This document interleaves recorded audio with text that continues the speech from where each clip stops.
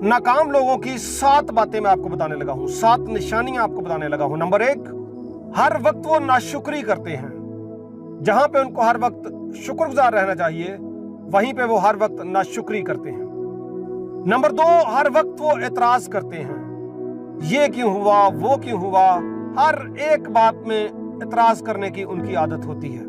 Number 3, अपनी नाकामी को हालात पे डाल देते हैं। जी हालात नहीं साथ नहीं देता जी, पैसे कोल नहीं सी जी, हिम्मत ही नहीं पई जी, कर ही नहीं सके जी।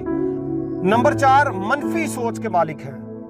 पॉजिटिव कम सोचते हैं, नेगेटिव ज्यादा सोचते हैं। और नंबर 5, वो काहिल होते हैं, मेहनत से कतराते हैं, डिसीजन नहीं ले पाते।